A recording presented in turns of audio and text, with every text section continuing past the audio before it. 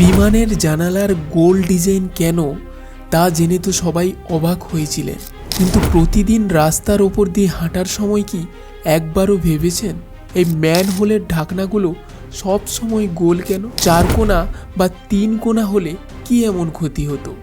আসলে ঢাকনা 4 কোণা হলে আপনার জীবনের ওপর নেমে আসতো মহাবিপদ। ঢাকনাটা যদি কোনো কারণে তেরছা হয়ে যেত, তবে 4 কোণা ঢাকনা সরাসরি গর্তের ভেতরে পড়ে যেত। তৈরি হতো এক অদৃশ্য মরণ ফাঁদ।